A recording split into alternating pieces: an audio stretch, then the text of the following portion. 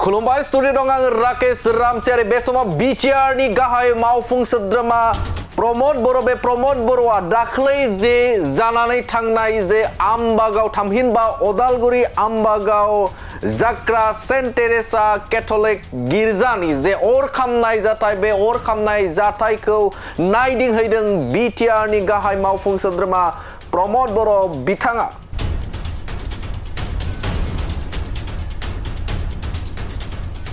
बिथाङा नायदिंहैनानै गोनां बाथ्रा थामहिनबा गोख्रों बाथ्रा बुंनायखौ नुनो मोनदों। बिथाङा बुंथिदों जे गोबां बेफोरबायदिनो सम सम थासारिखौ नायनानै सम गोबां दाङाबाजि जायो, गोबां बेफोरबायदि हिंसायारि जाथाया सोमजियो। नाथाय बे समाव बेफोरबायदि धोरोम सिबिसालि बे सिबिसालिफोरखौ टारगेट खालामनाया थिग नङा होननानै बाथ्रा बुंथिदों बिथां बिटिआरनि गाहाय मावफुं सोद्रोमा प्रमद बर' बिथाङा।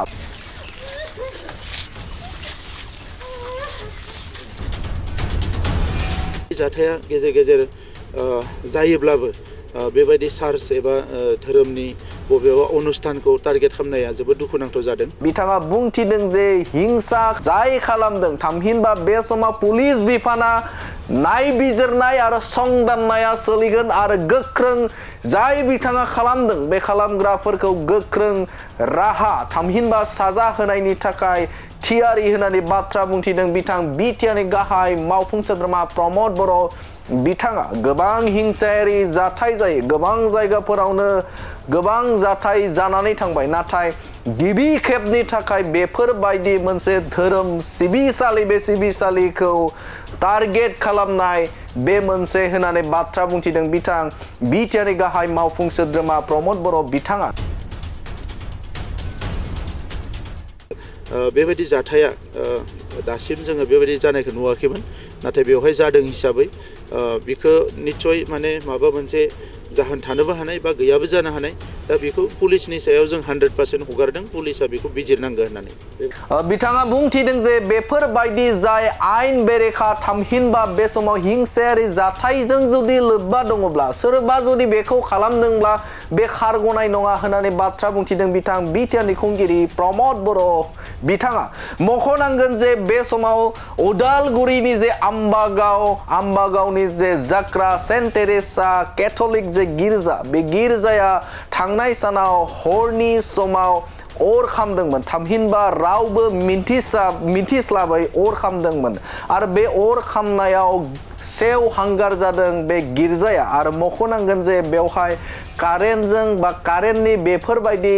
थासारि गैया थामहिनबा बोनाय गैया, जायखौ जों सन्देह खालामनो हायो जे कारेन्टनि सर्ट सार्किटनि गेजेरजों बेफोरबायदि जाथाया जादों होनना। नाथाय मख'नांगोन दे बेवहाय बिथांमोननि बिबानगिरिफोरा बुंनाय बायदिब्ला बेवहाय कारेन्टनिबो बेबस्था गैया। अब्ला मा जाहोनाव आरो माबोरैहाय सिंजों बेफोरबायदि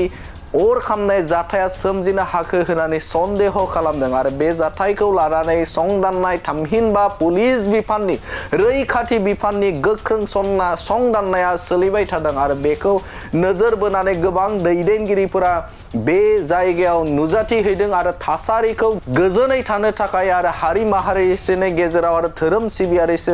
सिबियारिफोरखौ बे दुखुनि समाव बयजोंबो मोनसे फोथायलायनाय आयेनखौ नोजोर बोनानै जाय बिथांमोना संदानदों थामहिनबा पुलिस बिफान बा रैखाथि बिफानखौ बे समाव बिथांमोननि खामानिखौ मावनायाव जे धैर्य हमनानै थायो बे बाथ्राखौ बुंथिदों बिटिआरनि खुंगिरि प्रमद बर' बिथाङा बुंथिदों जे बे जाथायजों जाय लोब्बा दङ जुदि दङब्ला जाय बिथांमोना बे हिंसायारि खामानिजों जुदि लोब्बा दङब्ला नायबिजिरनाय गेजेरजों गोख्रों साजा होनाय जागोनखौ बाथ्रा बुंथिदों बिथां बिटिआरनि खुंगिरि प्रमद बर'। आरो बिथाङा बुंथिबावदों जे बे समाव बे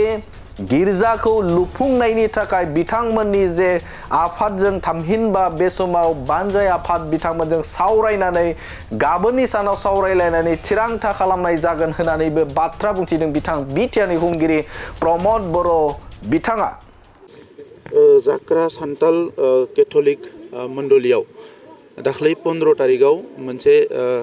अर खामनाय जाथाय जालांदों आरो बेवहाय जि चार्च बे चार्चआ सेन्ट टेरेसा चार्चआ बेवहाय खामदों। दा बेखौ लानानै पुलिसा बिजिरगासिनो दङ जे बेवहाय सोर इनभल्भ जानो हानाय सोर माबा मोनसे माबानो हानाय दा बिनि सायाव इनभेस्टिगेशना सोलिगासिनो दङ दा आंबो बेवहायनो बिथांमोननि दुखुनि समाव बाहागो लाफैदों आरो बेवहाय नुनानै गोसोआव आंबो दुखु मोनदों जोंहा बिसेसकय सिबिआरिफ्रा जोबोद खस्थ' मोनदों आघात मोनदों गोसोआव दा नंखायनो दुखुनि समाव जों बयबो बिथांमोनजों गसंफैदों आरो बेबायदि जाथाया गेजेर गेजेर जायोब्लाबो बेबायदि चार्च एबा धोरोमनि बबेबा अनुष्ठानखौ टारगेट खालामनाया जोबोद दुखुनांथाव जादों दा नंखायनो जायानो जाया मानो बियो पानिशमेन्ट मोननांगोन दा नंखायनो एसपिआ बेखौ नागिरगासिनो दङ बेखौ सोरबा माने बेबायदि जाथाय जादोंना गुबुन जाथाय जादों मायबा मोनसे बेखौबो बिथाङा बिजिरगासिनो दङ बेवहाय माबायदि जादों दा नंखायनो बेखौ लानानै जोङो गुबुन साननांगौ गैया जों जिखिनिखौ बुजिदों दा बेनिखायनो जे बिथां रायजो राजाफ्रा लुबैनाय बायदियैनो चार्जखौ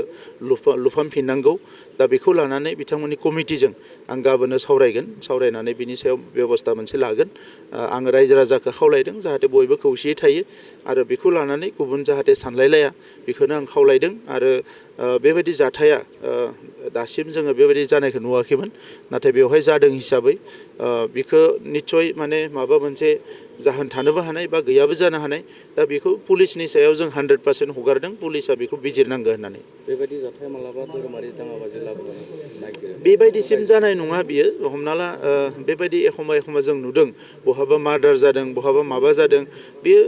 गोबां समावनो स्ट्रेटेजिक नङा सोरबा साननो रोङै सुबुङा मालाबा बेबायदि गोरोन्थि खामानिखौ मावो आरो माब्लाबा बियो माबा मोनसे जाहोनावबो जायो दा जाहोना मा बेखौ पुलिसा इनभेस्टिगेसन खालामबासो मिथिगोन आरो बेखौ लानानै जोङो जिखिनियावनो जादों बेवहायनो बियो जोबगोन आरो बेखौ जों हास्थायो दा नंखायनो बेवहाय बर' सान्थालि आदिबासि जिमान जनगोष्ठी दङ गासैबो ज' जाफैदों आङो बयखौबो खावलायदों जे जों बयबो खौसेयै थानांगो गोजोनै थानांगो आरो बिनि सायाव पुलिसनि सायाव हगारनांगो जे बियो जायानो जाया मानो पुलिसा बेखौ बरनगोन